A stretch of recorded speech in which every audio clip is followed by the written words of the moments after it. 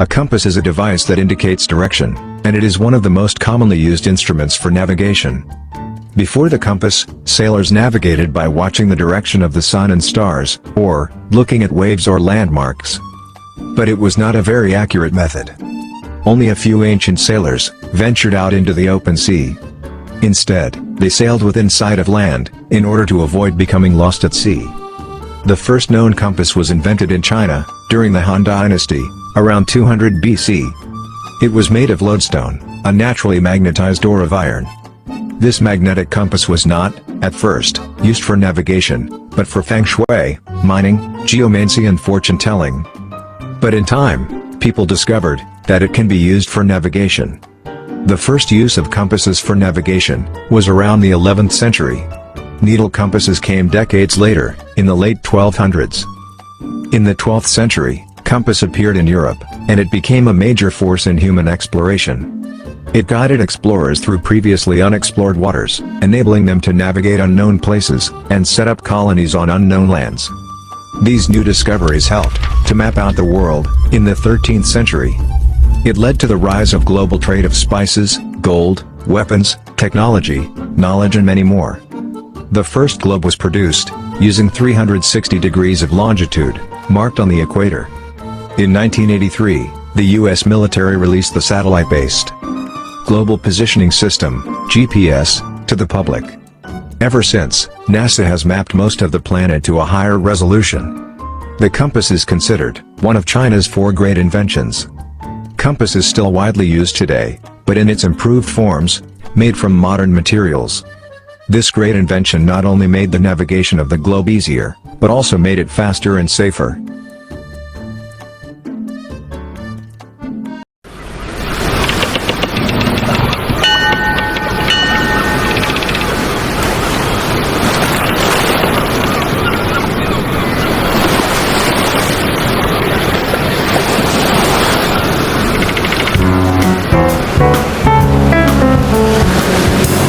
Let's learn about the Age of Discovery. The beginning of the Age of Discovery dates back to the 15th century. Its center was Europe. In those days, commerce in the Mediterranean world, called trade with the Orient, continued to thrive by means of the trading activities of Italian and Muslim merchants. Northern Italian cities like Venice and Genoa were at the heart of this trade.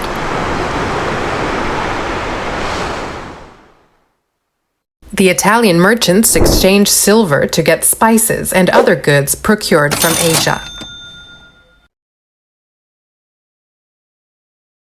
However, when the Islamic nations of the Ottoman Empire began to expand, the free trade that had been possible up to that time became difficult.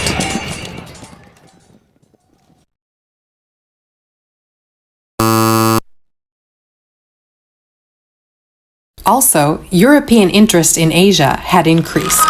In the 13th century, there were repeated Mongol cavalry invasions. In addition, the publication of the Travels of Marco Polo stirred people's interest in Asia.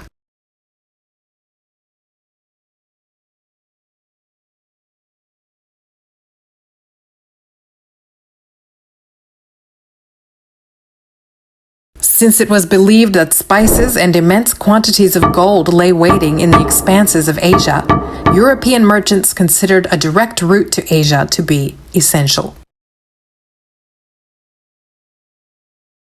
Zeal for the propagation of Christianity was also on the rise, and missions were encouraged. Enthusiasm to proselytize the Christian faith continued to spread outward. The first trailblazer was Portugal. Portugal's Prince Henry the Navigator advanced to the western coast of Africa in the latter half of the 15th century. With the later voyages of Bartolomeu Diaz and Vasco da Gama that followed, a route to India was discovered through exploration eastward. Yet Henry himself did not participate in any voyages. He devoted his energy to providing the financial assistance necessary for the voyages and to the development of navigational technology. Not wanting to fall behind was Portugal's rival, Spain.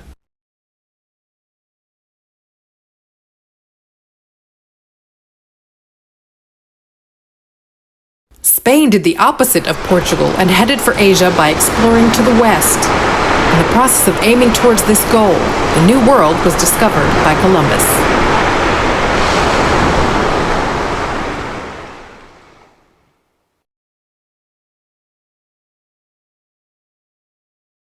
The art of sea navigation was developed on voyages like these, which utilized compasses, nautical charts, and other tools, and the progress of the Age of Discovery picked up even more speed. Many countries in Europe set out for Asia or the New World. At the dawn of the 16th century, a fleet led by Magellan succeeded in humankind's first circumnavigation of the globe. So what kind of effect did these activities have on the world? First, there was a change in Eastern Europe. Eastern Europe specialized in the grain industry in order to supply food to Western European society, which had grown in importance during the Age of Discovery. Because of this, there was an increase in agricultural slave laborers called serfs. Next, the New World. Spain, which had made inroads into the New World, adopted the encomienda system to secure a workforce and imposed slave labor on the local indigenous people. In this way, the world proceeded towards a division of labor, in which each region played its respective role. Perhaps the unification of the world brought about by the Age of Discovery can be said to have been the beginning of the modern, complex system in which we now live.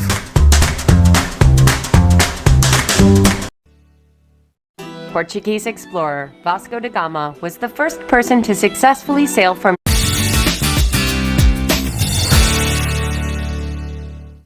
Portuguese explorer Vasco da Gama was the first person to successfully sail from Europe around Africa to Southeast Asia. Vasco da Gama was the one who opened up the maritime trade route between Europe and Asia. In my view, his going through the South Atlantic and around the Cape was equivalent to our putting a man on the moon. Born to a noble family in Sines, Portugal, around 1469, Vasco da Gama took to the sea at an early age. Vasco da Gama worked on merchant ships in the king's service, learning how to be a navigator, learning all of the things that he would later need to know in order to command an expedition. Da Gama earned a commission to find a sea route to India and set sail with a four-ship expedition in July 1497 from Lisbon down the coast of Africa. So the prevailing winds moved north, you're trying to sail south. Da Gama sailed out into the Atlantic, basically almost as far as Brazil. Once there, Da Gama was able to use the prevailing southern winds to take him south past Africa.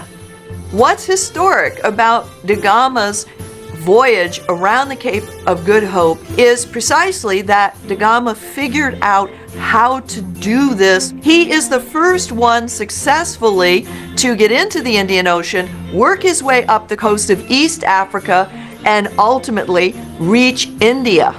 The water route from Europe to Asia was very important because it gave direct access to the spices of the Far East. Vasco da Gama is welcomed as a hero on his return to Lisbon to 1499 because the profits made from the goods that he had brought back from India demonstrated the wealth that could be achieved from this new route linking Portugal directly with Indian Ocean markets.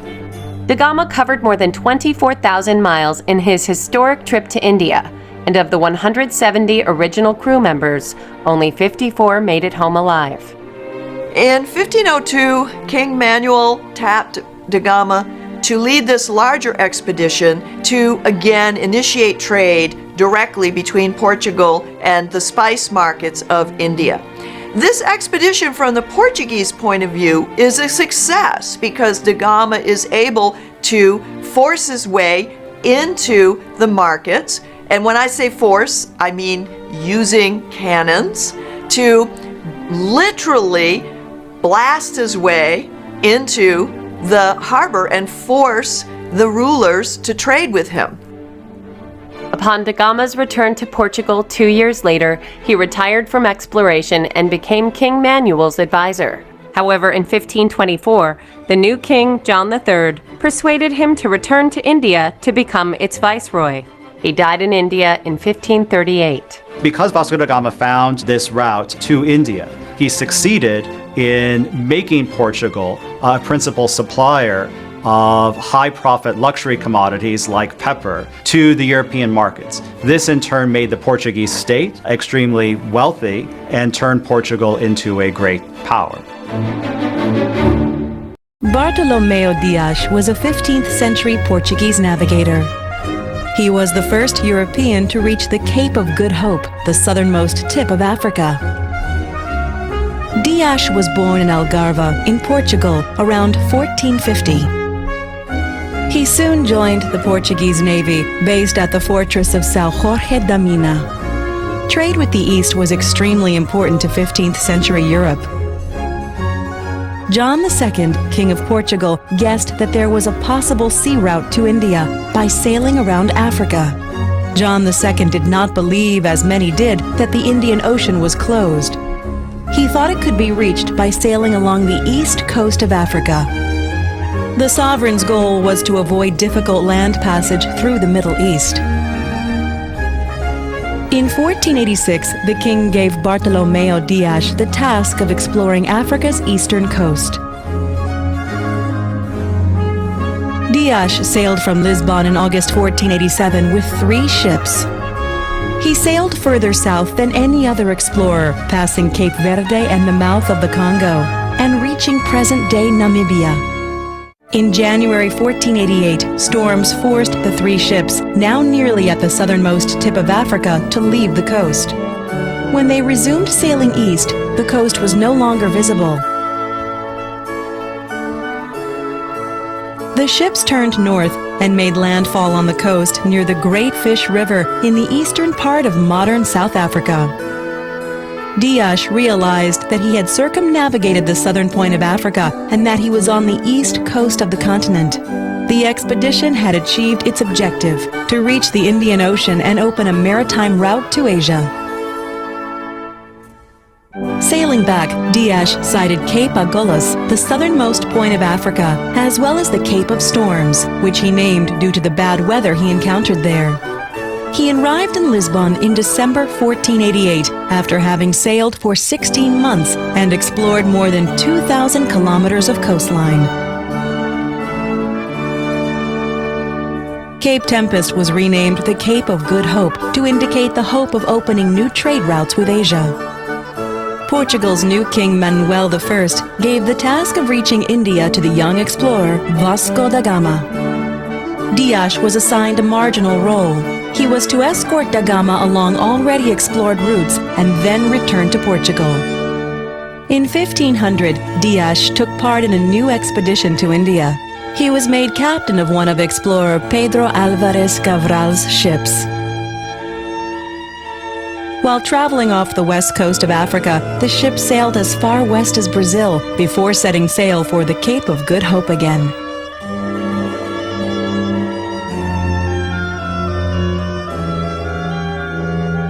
On the way, the fleet faced a terrible storm that destroyed Dias's ship.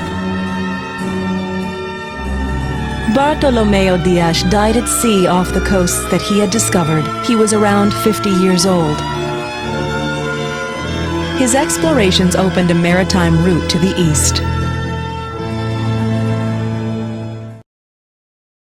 The printing press is one of the most important inventions of all time. Its development ended the hegemonic control of information in Europe and changed history forever.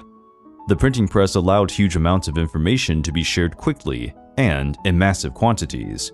This eventually fostered the Protestant Reformation, the Renaissance period, the Scientific Enlightenment, and the Industrial Revolution. Before there were printing presses, all writings and drawings had to be meticulously done by hand. Several different materials were used to transcribe books: clay, papyrus, wax, or parchment. Few could do this work, given the great difficulty. Manually transcribing written works was usually done by scribes, who lived and worked in monasteries. Monasteries had a special room called the scriptorium. In this place, the scribe worked in silence, totally devoted to his function. First, he would measure and trace the page layouts. Then, he would carefully copy the text from another book. During the Middle Ages, books were usually the exclusive property of monasteries, educational institutions, or extremely wealthy people. Most books were religious. In some cases, a family would be lucky enough to own a copy of the Holy Bible. The earlier technologies that allowed the invention of the printing press included papermaking, ink development, and woodcut printing. At that same time, several medieval technological products and processes reached a maturity that allowed their use for printing purposes. Woodcut printing already existed in China during the Tang Dynasty in the 7th century and continued to be the most common method in East Asia for printing books and other texts, as well as images, until the 19th century. During the 1300s to 1400s, people developed a rudimentary form of printing. They used letters or pictures cut out of wooden blocks. These blocks were dipped in ink and then used to stamp the paper. Near the end of the 1430s, a German named Johann Gutenberg was desperate to find a way to make money. Gutenberg had previously worked in a mint and realized that if he could use letter blocks to cut inside a machine, it would make the printing process faster. He would be able to reproduce a text in large numbers. Gutenberg's new invention was about to change the world. What distinguished Gutenberg's press from its predecessors was the mechanization of the transfer of ink to paper. He adapted the screw mechanism used in wine, paper, and linen presses to develop a system perfectly suited to printing. His device made it possible to create an initial assembly line production for printed texts. This made it possible to mass-produce books at a much cheaper cost than contemporary methods. With the newfound ability to mass-produce books at low cost on every subject imaginable, revolutionary ideas and invaluable ancient knowledge reached the hands of every literate European, whose numbers doubled every century. Science flourished during this era. For the first time, scientists had a tool capable of recording their discoveries and studies in writing, collaborating with each other across the European continents. Gutenberg did not live long enough to witness the immense impact of his invention and died poor. His greatest achievement was the first printing of the Bible in Latin. It took 3 years to print about 200 copies, a miraculously fast achievement at a time when manuscripts were copied by hand. As literacy rates were still very low in the 1490s, residents gathered in bars or squares to listen to a paid reader. He would tell the latest printed news, which included lewd scandals or war reports. Printing technology spread rapidly throughout Europe. At a time of great religious change, it played a key role in the success of the Protestant Reformation. The leader of the Reformation, Martin Luther, initially could only preach to a small number of people. But the printed word spread his message to thousands of people who came to have access to the printed pamphlets. Luther was not the first theologian to question the Catholic Church, but he was the first to widely publish his new religious ideology. The modern world today would be a very different place without Gutenberg and his printing press. This technology made printing cheaper and more accessible than ever before. Today, the industry is already in the digital age, which has given rise to online printing companies and even home printers that allow anyone to design, print, and send printed materials, all quickly and efficiently.